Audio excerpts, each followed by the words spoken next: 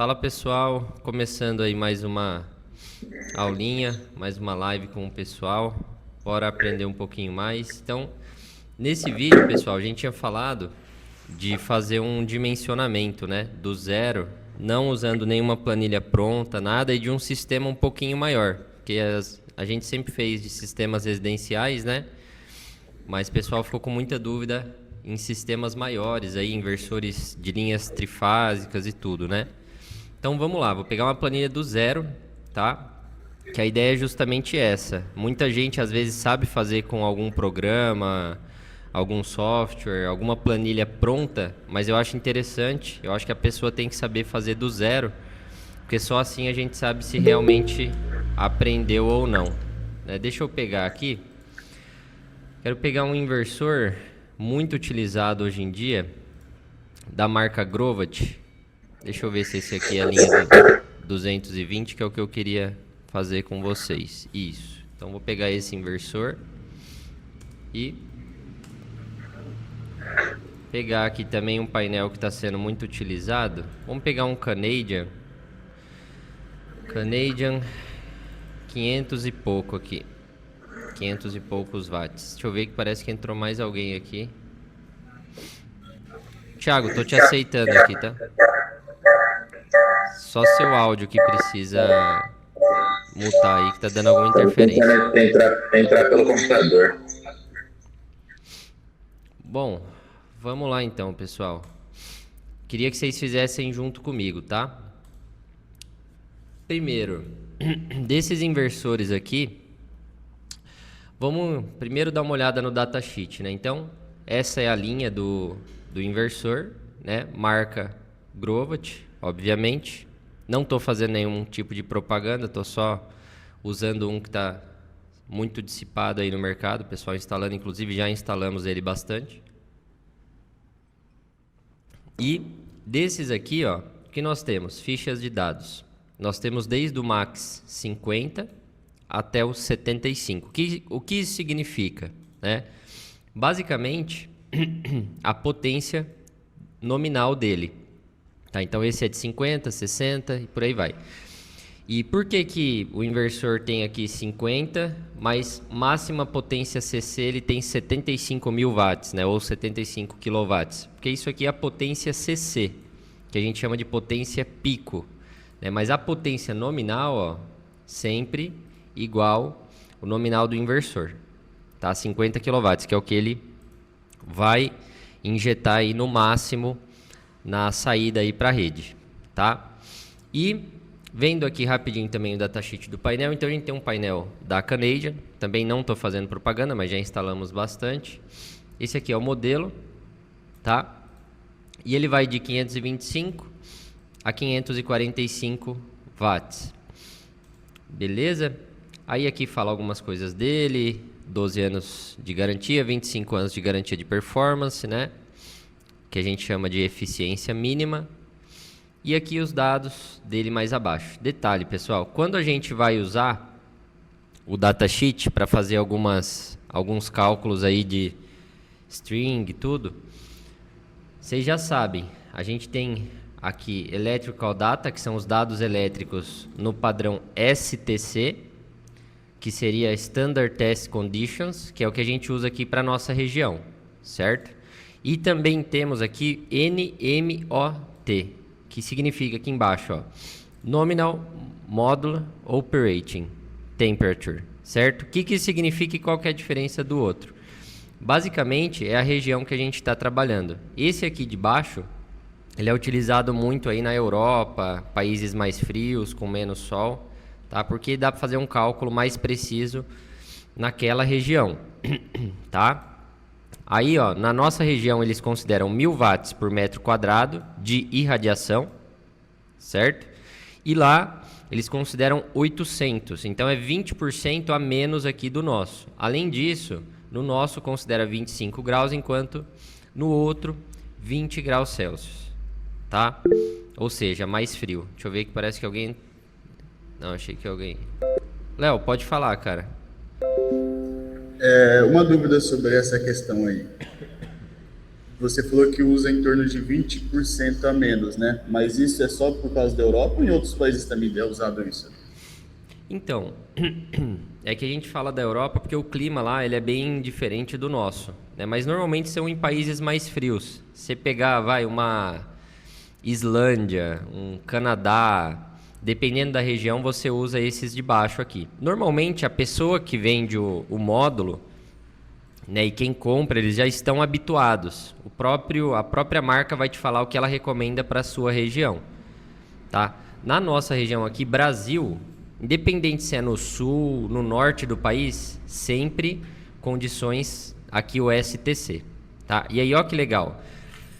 A maior parte do mundo a gente vai usar essas condições aqui. Aí, ó que bacana. Um módulo de 525, por que ele tem esse nome? Porque a potência nominal dele, obviamente, é 525 nessas condições aqui. Se a gente falar do NMOT aqui, esse módulo lá já seria 392 watts.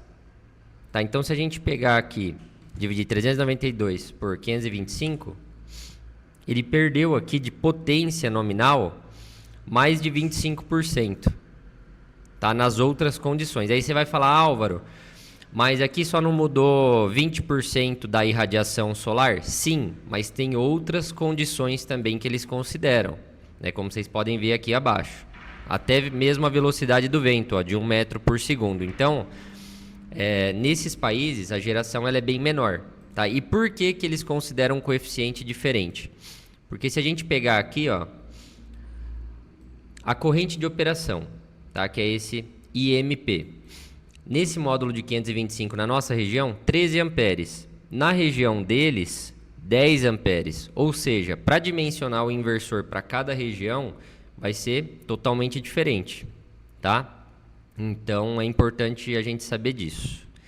Beleza? Aí aqui a gente tem alguns dados, como de tamanho do painel, peso, tudo mais, né? Mas eu não vou entrar muito nesse sentido, porque afeta mais a fixação do módulo, a instalação. Eu quero mesmo ver com vocês o dimensionamento, tá? Vamos ver até onde a gente consegue chegar aqui hoje, se a gente consegue fazer o dimensionamento completo ou se vai ficar uma partezinha para outra aula.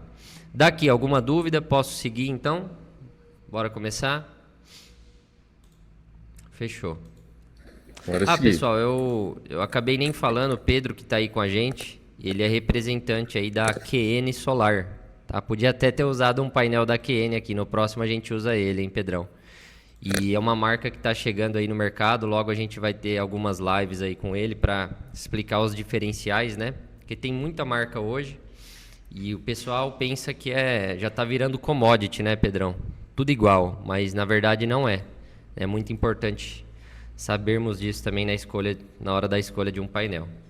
A diferenciação está ficando agora nos detalhes, tem que se aprofundar um pouco mais para aprender, mas ao longo das aulas aqui a gente vai explicar assim, todos esses detalhes. Vamos lá, então, isso aí. Ó, pessoal, gostaria de pegar então o inversor de 75 kW para a gente fazer esse dimensionamento, que na minha opinião, dessa linha aqui, é o mais usado, tá? Pelo menos é o que a gente mais usou. E vamos lá, bora lá. Então, primeiro ponto, a gente tem que colocar aqui os dados dos painéis, ou painel, né? Vamos colocar o nome mais técnico aqui, mais bonito, módulo, né? E do lado aqui, vou colocar inversor, tá? Vou colocar até aqui, do ladinho dele, ó. Então, aqui a gente vai ter o quê? A gente vai ter que ver quais são os dados de corrente, tensão, saída de entrada e tudo mais para poder dimensionar. Então, vou colocar aqui, ó, corrente. Aliás, melhor que isso. Quais são os dados que o inversor te dá?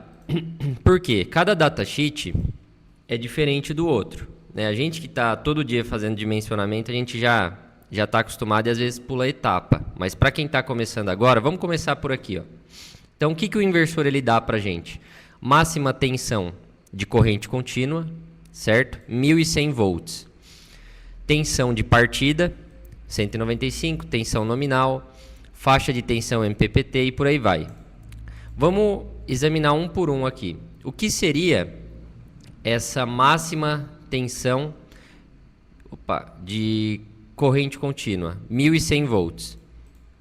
Seria basicamente a tensão a partir da qual esse inversor vai dar problema, tá? Ou seja, se vocês conectarem, né, se a gente conectar mais painéis do que deveria, a gente conectar aí 20 painéis num string e o inversor só suportar no cálculo 18, passados 1.100, esse inversor ele vai dar problema, vai queimar e a gente perde a garantia, obviamente.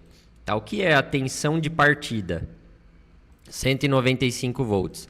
É a tensão a partir da qual o inversor vai ligar. Tá? Detalhe, nós temos também, vou pular a tensão nominal que eu já explico, faixa de tensão MPPT, que é das entradas do inversor, ela começa em 180. Aí você vai me perguntar, Álvaro, se a tensão de partida é 195, por que o MPPT começa com 180? Porque o inversor ele vai ligar, tá, com 195 volts. Mas para ele desligar, ele vai desligar com 180. Ou seja, para acionar, tem que bater ali 195 no começo do dia. Para ele desligar no final do dia, é um pouquinho menos, tá? E a tensão nominal, que é como se fosse a média aqui. Tá? Se você pegasse a média entre 180 e 850, normalmente dá próximo da tensão nominal que os fabricantes sempre dizem aí. Tá? É só um parâmetro para a gente tomar como base, mas no nosso dimensionamento, o importante é ficar entre o máximo e o mínimo. Tá? E aí, você pode me falar, Álvaro, a tensão máxima é 1.100 volts, mas a tensão máxima do MPPT, né, da faixa MPPT, é 850. Por que isso? Pessoal, uma coisa que tem que se atentar muito. Antigamente, nas linhas trifásicas de inversores, nós tínhamos a tensão máxima do MPPT, tá? Nós tínhamos a tensão máxima do inversor no geral e a tensão que o inversor, vamos dizer, queimava, aquele realmente o limite, porque o fabricante ele não dizia pra gente o limite, justamente para não chegar perto dele, que ele sabe que muita gente dimensiona no talo, né? E alguns fabricantes pararam de fazer isso. Então, até conversei com a Grovat, se a gente passar dos 850 volts do MPPT, esse inversor ele desliga. Ele não dá problema, mas é uma segurança, ele desliga. E por que a gente tem que ficar atento? Porque, vou mostrar aqui no dimensionamento, a tensão de trabalho e a tensão de circuito aberto, elas são diferentes. Tá? Normalmente o MPPT a gente dimensionava para tensão de trabalho. E a tensão de circuito aberto a gente dimensionava para a máxima tensão do inversor. Tá? Agora mudou um pouco, a gente tem que usar as duas tensões nessa faixa MPPT no cálculo. Tá? Eu sei que são bastante informações, mas é importante fazer um panorama geral. Tá? A gente vai só começar o cálculo hoje, mas pelo menos a gente vai dar uma revisada em tudo aqui. Beleza? Número de MPPTs.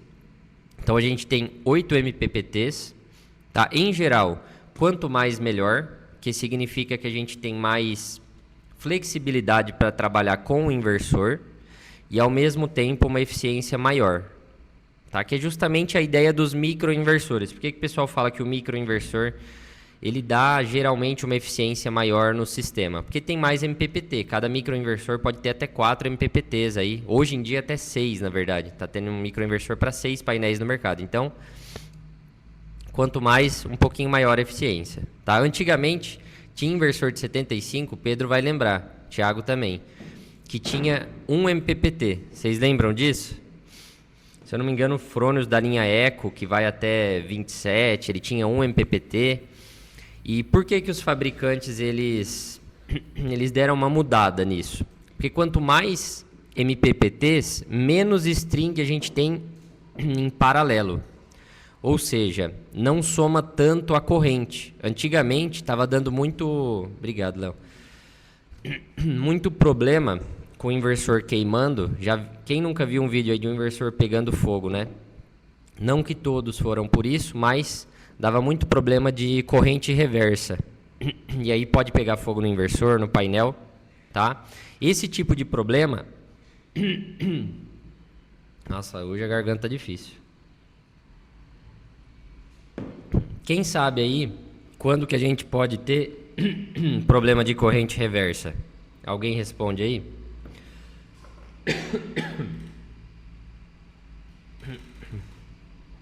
Ô louco, isso aí vocês sabem, meu. Eu posso. Qualquer um. Acima de 3 strings. Isso aí, Thiagão.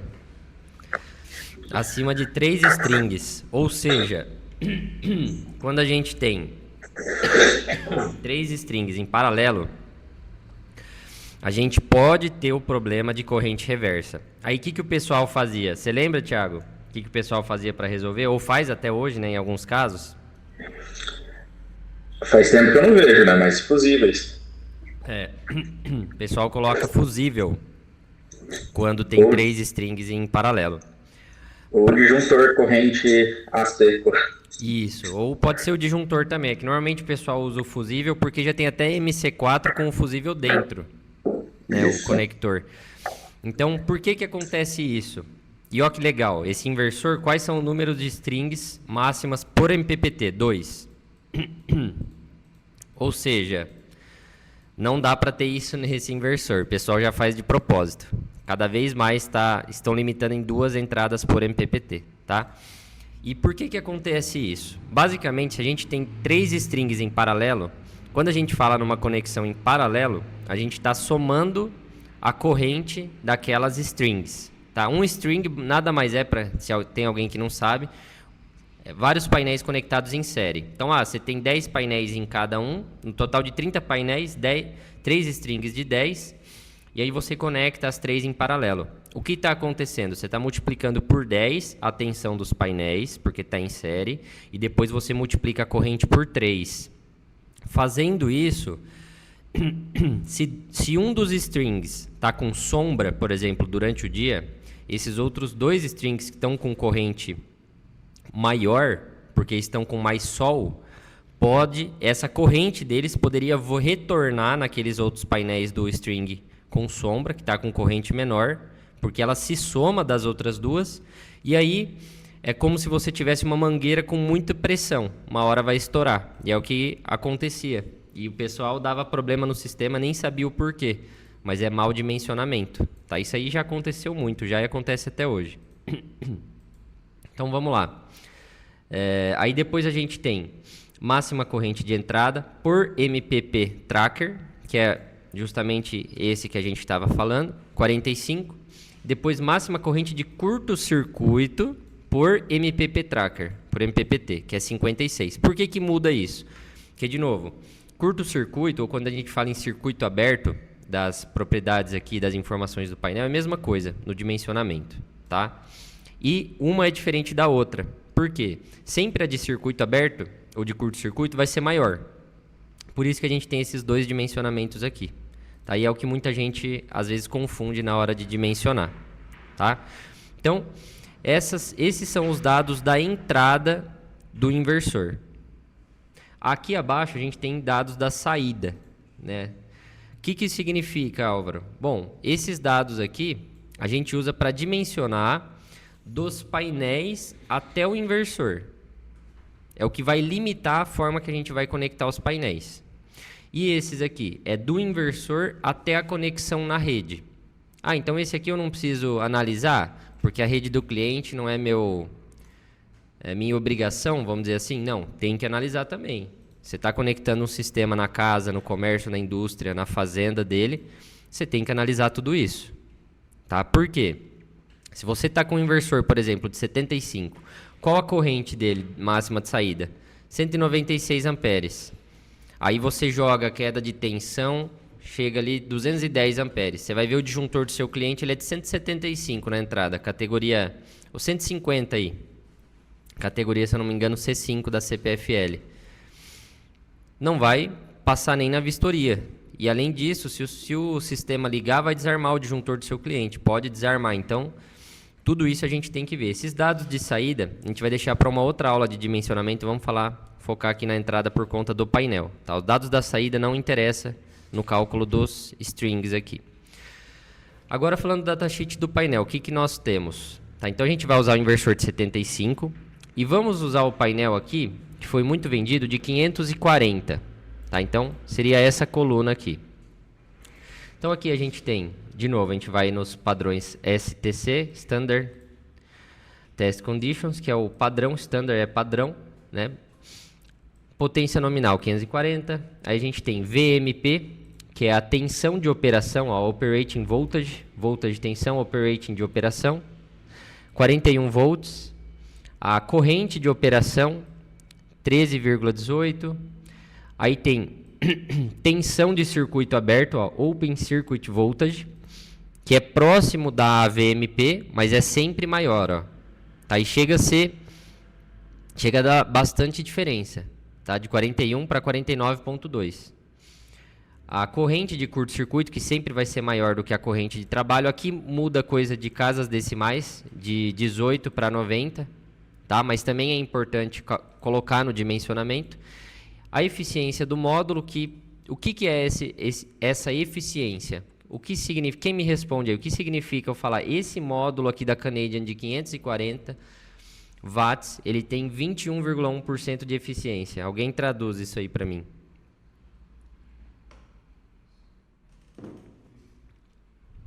Vamos lá, pessoal, vamos lá. Isso aí que vocês sabem também. Deixar pro Pedro isso daí, né?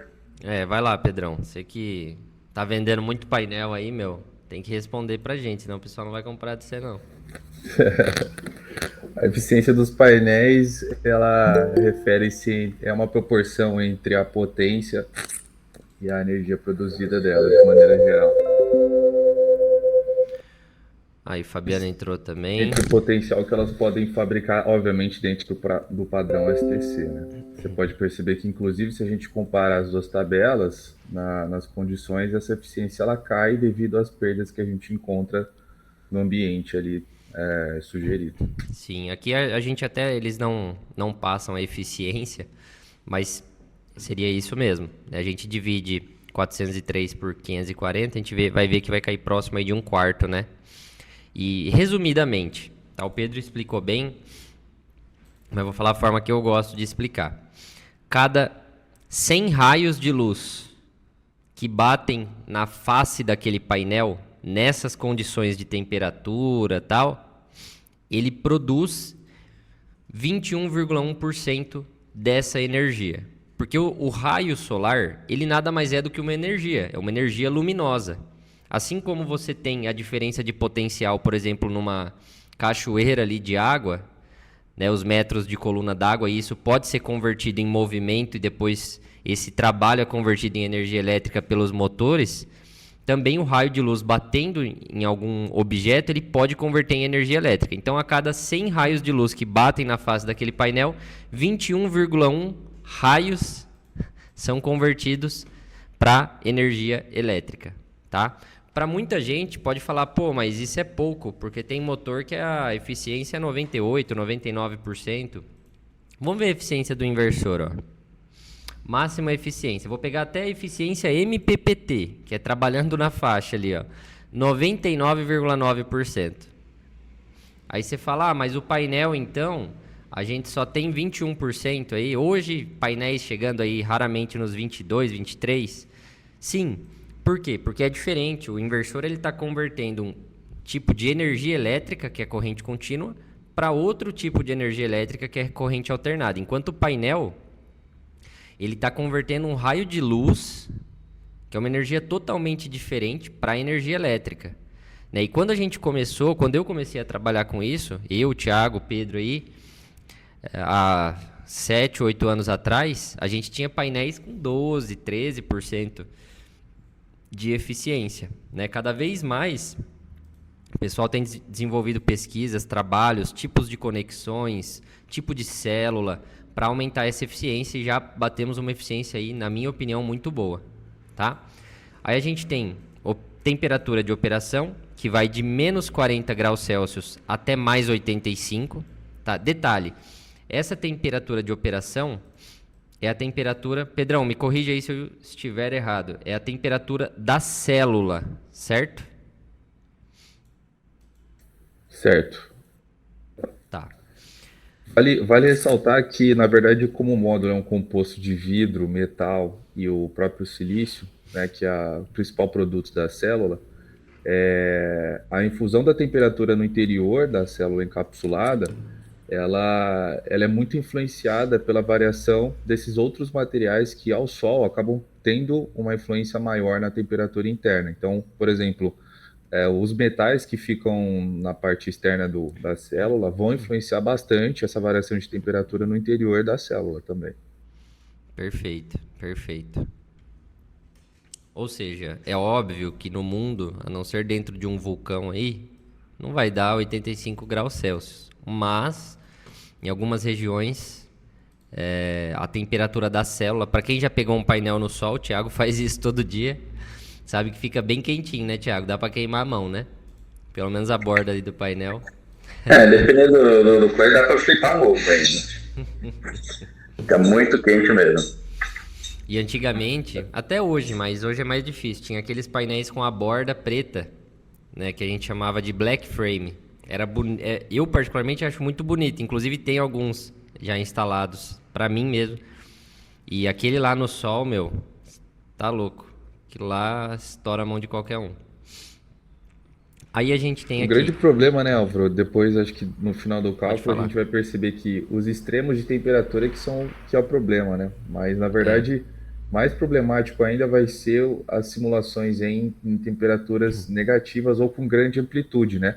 Então, Sim. durante a noite batendo aí, às vezes temperaturas próximas de zero e durante o dia batendo 30 graus, né? E acho que esse é o maior problema aí para a parte elétrica. E foi bom você ter falado isso, Pedrão. Eu acredito que hoje, pessoal, a gente não vai nem começar o dimensionamento, mas vai ser um bate-papo aí bem bacana. Até porque o que a gente está falando serve para entender depois como a gente vai fazer o dimensionamento. Mas Pedro falou que o problema aí são os extremos, né, Pedro? A gente vê muito problema, principalmente nesses lugares. Por exemplo, a empresa é lá do sul, Santa Catarina, Rio Grande do Sul. Quando tá calor, normalmente, por incrível que pareça aí para as pessoas que não entendem tanto de dimensionamento, não dá problema ao sistema. O sistema ele dá problema nos dias mais frios. E justamente nesses dias, por exemplo, hoje no verãozão faz uma chuva, e aí no outro dia acorda aquele friozinho daquela chuva ali, só que com o sol de rachar. Daquele dia friozinho bem gostoso, aquele dia é o dia que o sistema mais gera energia, mas também é o dia que costumam dar os problemas. Por quê? Devido ao coeficiente de temperatura da tensão. Tá? Que se vocês compararem aqui com a corrente é 0,05. O da tensão é 0,27. É mais de 5 vezes o da corrente. Ou seja, a temperatura ela varia muito mais...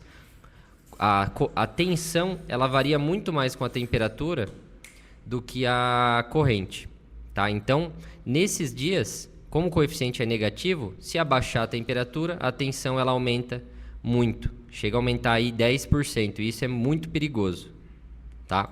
Aí a gente tem aqui, continuando, para a gente finalizar, máxima tensão do sistema, tá? 1.500 volts e 1.000 volts. Por que isso? São dois tipos do painel aqui, tá? Depende do painel que você está comprando. Tanto que a norma IEC é um tipo de norma, tá? É a mesma para os dois casos, tá? Os painéis têm vindo aí normalmente para 1.500. E o que é isso? Basicamente é quantos painéis a gente pode conectar em série. Então, se você está sem fazer nenhum cálculo de coeficiente de temperatura, nada. Se você está com 41 volts de tensão de trabalho, atenção, nem estou considerando a circuito aberto, mas de trabalho, você dividir 1.500 por 41, daria em tese quantos painéis você pode conectar em série até o limite aqui, tá?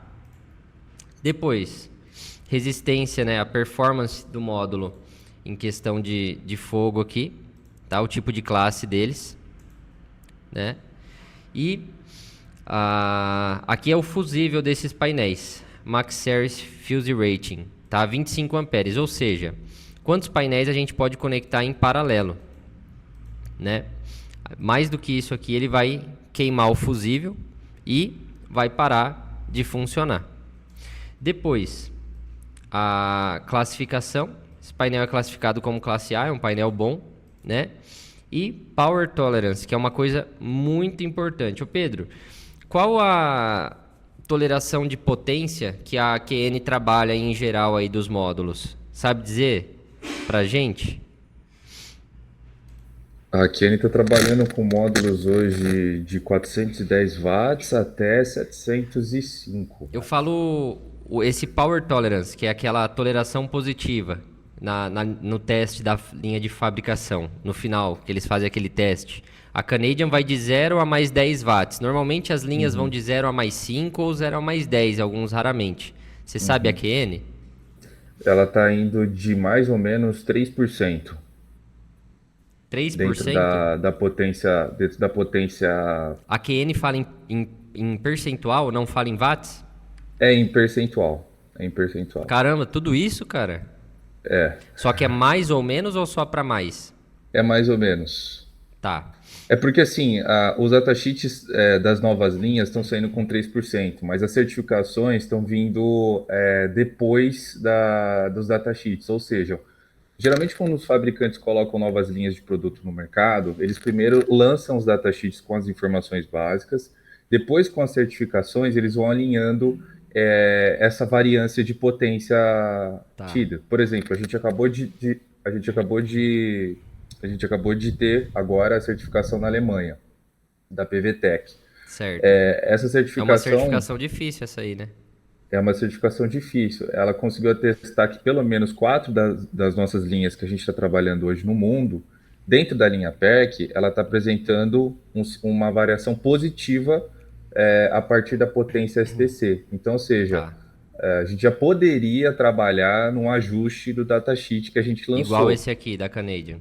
Exato, ou seja, de 0 a mais 1, 2%, por exemplo. Certo. Entendeu? Bacana. Bom, o que significa esse Power Tolerance aqui que a gente conversou, eu não expliquei. 0 a mais 10 watts. Significa que qualquer painel desses que a gente comprar, ele vai ter, por exemplo, de 540, que é o que a gente estava falando. Pai, está difícil, hein? De 540 que a gente estava falando, ele pode ter de 540 watts até 550, tá? Vale ressaltar uma coisa, né? A gente viu recentemente no mercado diria até que uma prostituição da venda de módulos aí, não só no Brasil como no mundo, né? E o pessoal estava vendendo módulo de, por exemplo, 550, só que chegava na obra e estava vendo que não estava dando aquela potência. Só que é lógico que ninguém tem na obra um laboratório para você fazer teste, né? E mesmo o laboratório, infelizmente no Brasil, é difícil a gente confiar dependendo ali de como é feito. Então, resumindo,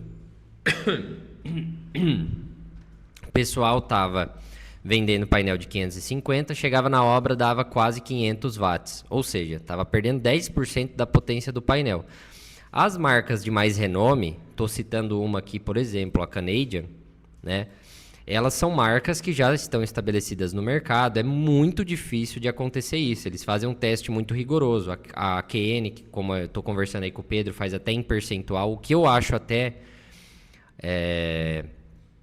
mais justo, dependendo, né? Porque é difícil você estabelecer 10 watts, mas 1, 2, 3%, eu acho que é bacana. Mas é interessante ver esse Power Tolerance também, tá? E a garantia de desempenho a longo tempo aqui, ó. Esse Linear Power Performance aqui. Beleza? E aí a gente tem algumas condições aqui também físicas, né? Mechanical Data. Tipo de célula, monocristalino. Basicamente hoje a gente tem a célula mono e a policristalino. É difícil ainda quem usa poli por questão da eficiência. A eficiência aqui cai bastante. E como os telhados estão cada vez mais raros aí, telhado grande, bom para trabalhar, o pessoal prioriza, eu pelo menos priorizo sempre o monocristalino, tá? Mas Se for uma usina grande, às vezes o preço der muita diferença, não significa que o policristalino tem uma qualidade ruim. Né? Muita gente fala, o poli é inferior ao mono. Não necessariamente. Né? Eu prefiro um painel de uma marca boa policristalino do que um painel de uma marca ruim monocristalino. Tá? Mas a eficiência, sim, da célula, ela vai mudar. Então, pela área que você tem do painel, você vai produzir mais energia por metro quadrado, vamos dizer assim. Como que a célula está arranjada no módulo, né? Disposta no módulo, então 144 células. Esse módulo é o que a gente chama de half cell. Então, o que é isso? Tá vendo que ele tem uma divisão no meio? Essa divisão, a gente tem metade das células para cá e metade para cá. E aí, por isso que ele fala, ó, 2 vezes 12 vezes 6. Ou seja, 72 células na parte de cima e 72 na parte de baixo, dando um total de 144. Né? É célula, mas na verdade é metade de uma célula, que ela é half cell, é aquela célula cortada, né? Antigamente a célula seria tudo isso aqui, ó, esse quadrado inteiro aqui, juntando como se fosse 2 dessas, tá? Dimensões do módulo, então a gente tem um módulo de 2.254 milímetros, que seria 2 metros e 25 centímetros, arredondando aqui, por 1,13 aqui de largura, tá? Peso 29 quilos, só o painel, lembrando, para dimensionar telhado, tudo tem que considerar estrutura, cabo, daria aí mais uns, somando para cada painel, mais uns 3, 4 quilos aí de estrutura, mais cabo, tudo. Aqui é o vidro, né, um vidro temperado, esse vidro temperado, ele é especial dos módulos, tá? Não é como um vidro temperado comum, que às vezes a gente tem na nossa casa, ele muda um pouquinho. Frame, frame é a moldura, que é isso aqui que está em volta, esse alumínio aqui. Existem hoje painéis sem essa moldura, que só tem aqui um pedacinho de alumínio aqui, um aqui, e você tem que fixar certinho no trilho. Normalmente é o vidro, né, que é o double glass que a gente fala. Eu, particularmente, não gosto muito de trabalhar com esses módulos, porque ele é muito fácil de quebrar, ele é muito pesado. O peso dele chegaria a mais de 40 quilos, dependendo do módulo, porque o que mais pesa no módulo é o vidro, e ali, no caso, seria dupla camada, né? E é um alumínio anodizado, tá? Por que isso? Porque vai fazer com que a vida útil do painel seja maior, tá? Junction Box, que é esse J-Box aqui, IP68, com 3 diodos de bypass. O que é isso? IP68 é sempre a classificação na questão ali de resistência à água, ou seja, é muito resistente. Tá? Se vocês pesquisarem aí, o IP68, ele é resistente a respingos de água e até uma chuva forte ali em cima desse diodo, mas lembrando, fica atrás do painel, tá, pessoal? Então, não é nada que vai ficar exposto à chuva, seria justamente isso aqui, ó. Esse e esse, tá? Não fala 3 diodos de bypass, aqui, ó, 1, 2, 3, são essas caixinhas. Aqui tem um cabo, aqui tem outro e aqui tem as proteções, tá? Aí a gente tem o cabo, no caso 4 milímetros quadrados, né? Aí alguém pode pensar, alguém que trabalha com elétrica, e pô, mas só 4 milímetros para um sistema com uma carga dessa? Sim, por 2 motivos. Você vê aqui, ó, a tensão é alta, normalmente a conexão é em série, mas a corrente sempre baixa. Um cabo solar, que é o cabo específico para trabalhar com painel, que é um cabo de cobre estanhado, dupla isolação, com isolação UV e tudo mais, de 4 milímetros, ele vai suportar mais de 50 amperes, enquanto cada painel, ó, 14 amperes. Então, é uma resistência muito grande, tá? O tamanho do cabo, aqui ele fala 40 centímetros e 28, porque dependendo do tipo do painel, um cabo vem maior e um menor, tá?